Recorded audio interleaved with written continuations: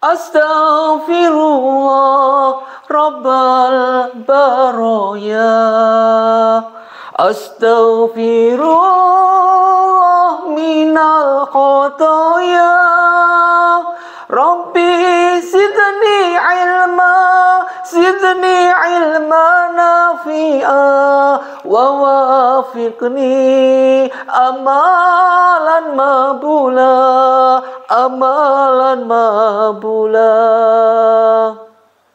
Assalamualaikum warahmatullahi wabarakatuh. Alhamdulillahirabbil alamin.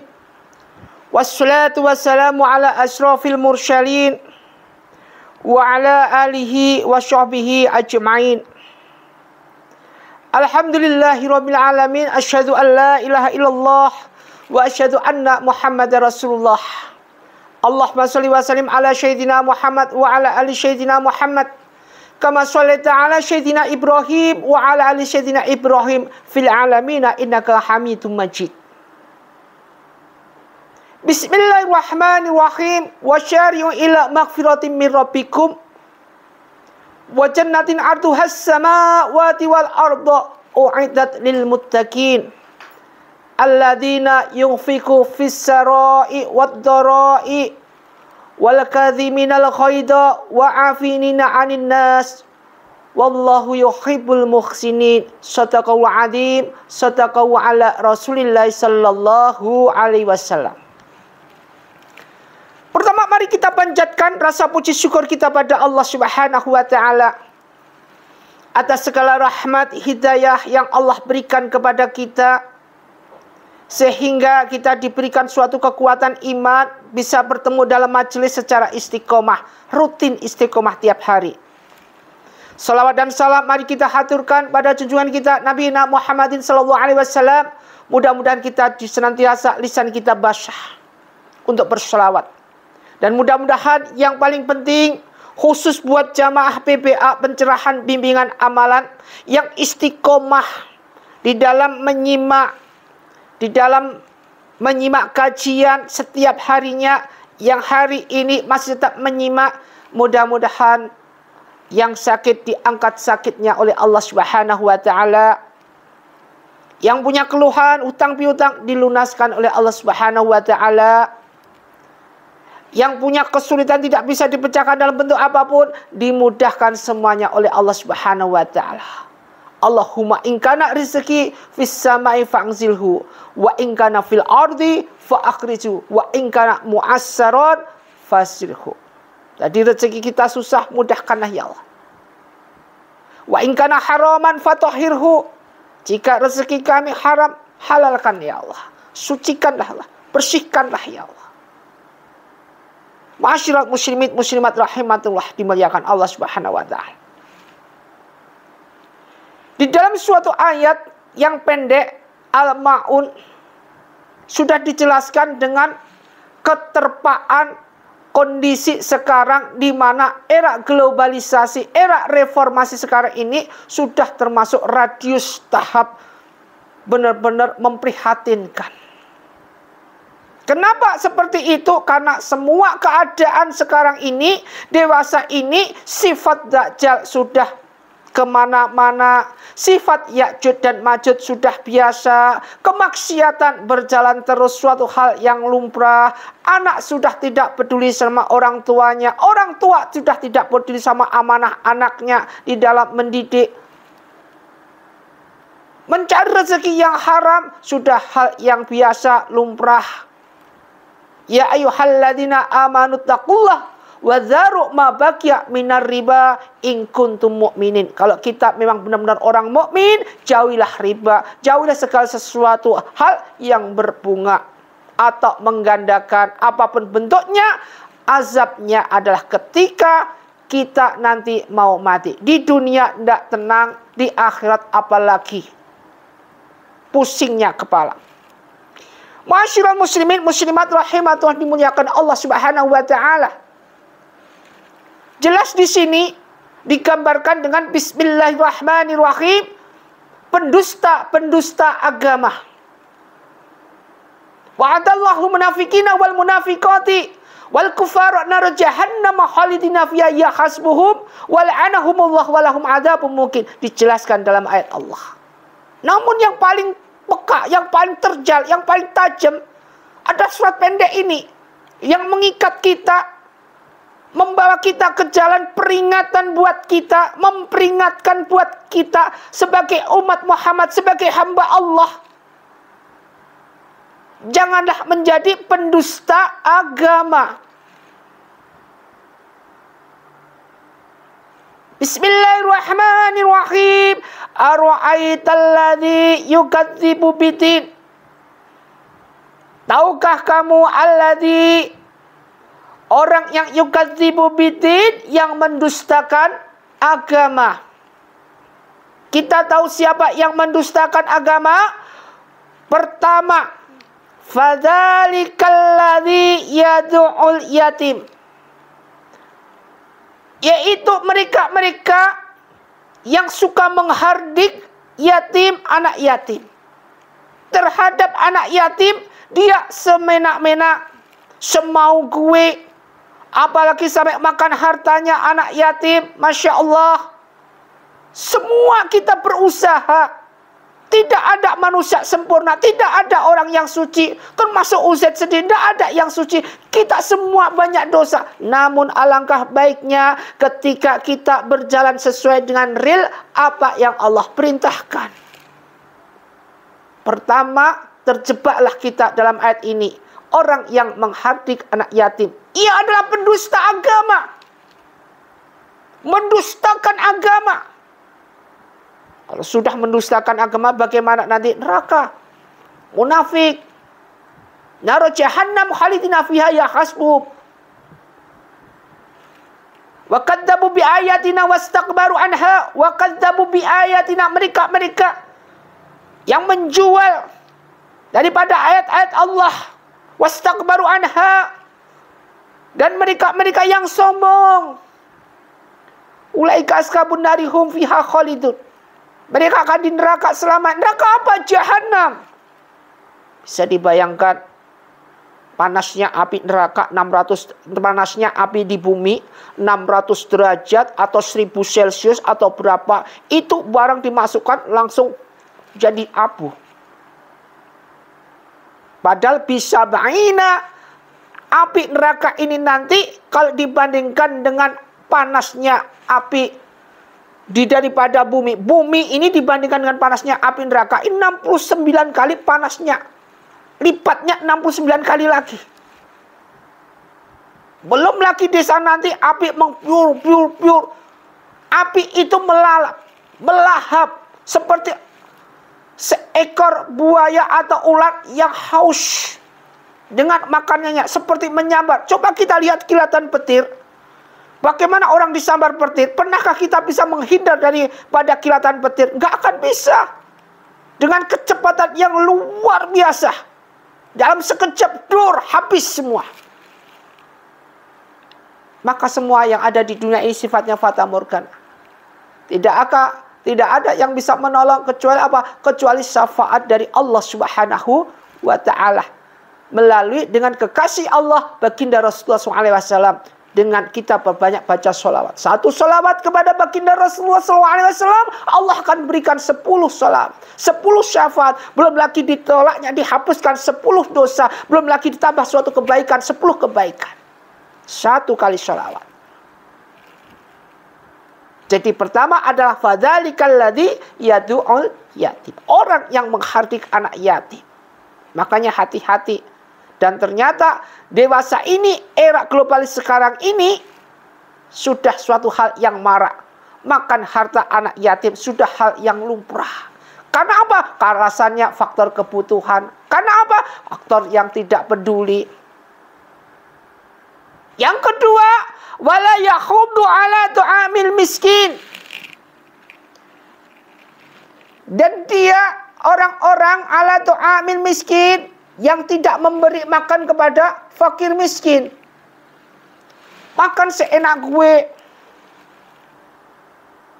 Tidak peduli tetangganya nggak makan, belum makan, bagaimana kondisi kita.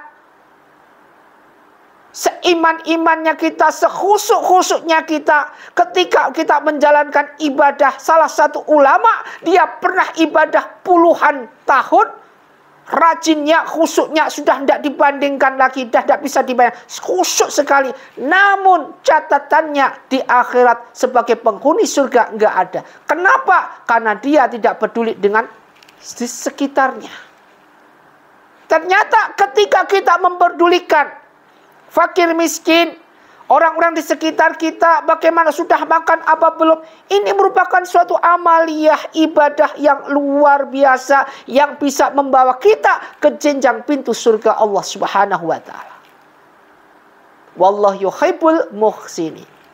Sesungguhnya dalam suatu kebaikan Allah Maha suka dengan suatu hal yang berbau kebaikan, maka tanamkanlah suatu kebaikan pada diri kita. Pertama, menghadi anak yatim, pendusta agama. Kemudian tidak memberikan makan pada fakir miskin, pendusta agama. Yang ketiga, fawailul lil musallin, orang-orang yang sholatnya. Kenapa sholatnya? Alladzina hum an sholatihim syahun, yang lalai dalam menjalankan ibadah sholat. Ingat, hisab pertama kali adalah sholat kita. Mereka-mereka yang dalam sholatnya hanya sekedar menggugurkan kewajiban, ini sudah di perjalanan, kita waktunya sholat, ayo sholat. Tapi niatnya bukan illa alal khasyiin, bukan karena di atas kekhusyuan mereka, bukan. Namun hanya karena menggugurkan kewajiban. Sudah selesai sholat maghrib, udahlah, selesailah tanggungan kita. Ini wastakbaru anha, sholat kita, ibadah kita ini tidak diterima oleh Allah Subhanahu wa taala. Inna sholati wa nusuki wa mahyaya wa mamati, enggak akan diterima oleh Allah Subhanahu wa taala. Kenapa? Karena kita secara spontan bilang apa niat kita, hanya menggugurkan kewajiban. Padahal di situ sebutkan wasta'inu bis-sabri was-shalah. Mintalah pertolongan pada Allah Subhanahu wa taala dengan sabar dan tetap menjalankan sholat. Innaha wa innaha lakabiratun. Segala sesuatu, dan ini merupakan suatu hal yang berat. Di dalam kita menjalankan ibadah sholat ini berat sekali.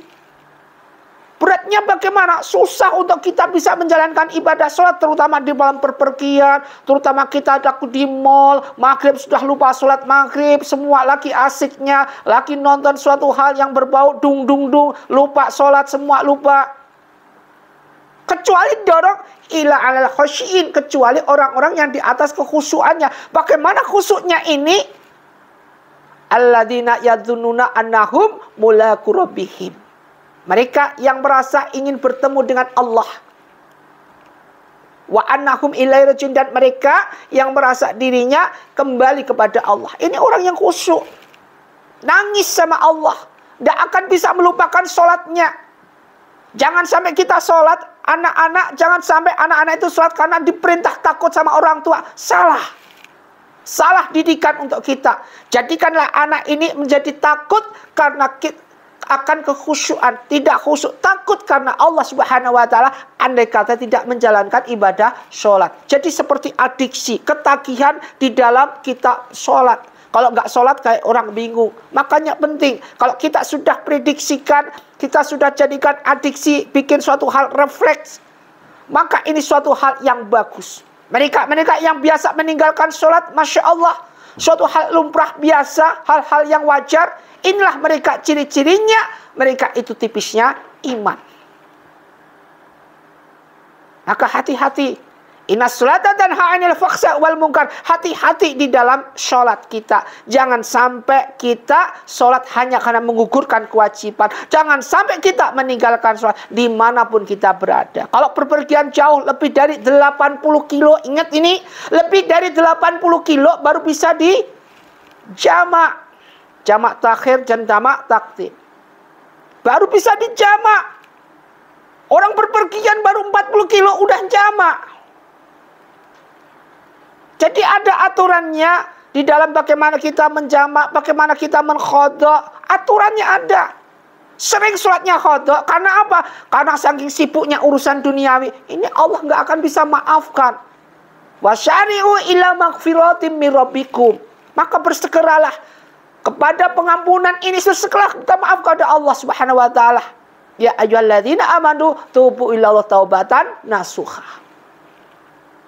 Ini salat. Kemudian yang pertama menghadik anak yatim, yang kedua tidak mau memberikan pada fakir miskin makanan. Kemudian yang ketiga lupa dalam sholat. Kemudian yang keempat alladzina hum yura'un, yaitu mereka orang yang golongan berbuat riya. Berbuat riya. Penyakit hati, udahlah. Uzet kalau sudah penyakit hati, Masya Allah. Kalau kita sudah kena penyakit hati, susah sekali. Khatamallahu ala qulubihim. Allah mengunci hati mereka. Jangankanlah berkah, jangankanlah rahmat, jangankanlah nuansa yang berbau, yaitu syafaat, gak akan kita dapatkan. Apapun itu bentuknya, kita jungkir balik sampai apapun. Andai kata Allah khatamallahu ala qulubihim, belum dibukain pintu hati kita, jungkir balik percuma juga. Bagaimana bisa meraih ke situ? Ada titik-titik, step-step agar kita mendapatkan rahmat. Antara lain salah satunya apa? Kumpuli orang soleh. Kita berkumpul orang soleh. Jangan berkumpul dengan mereka yang tidak soleh, agamanya nggak ada. Kita ikut-ikutan di sana, rusak. Makanya penting ketika kita kumpul orang soleh, ketika kita kumpul orang yang jujur, kita akan ketularan di sini. Ketularan hal-hal yang berbau positif. Jadi penyakit hati hindari. Setiap hari kegiatan yang ada ngumpul, gerombol, alasan jemput anak, alasan nunggu anak sekolah, tapi orang tuanya pada ngerumpul, ngerumpi di sana, mitnah di sana, riak di sana, pamer di sana, ujub, semuanya komplit di sana. Mulai jajan ini, jajan ini, jajan ini, semua jajan hati komplit di sana. Dan jajan hati itu hasilnya bagus. Hasilnya bagus apa? Bagus untuk masuk ke neraka. Itu jajannya hati.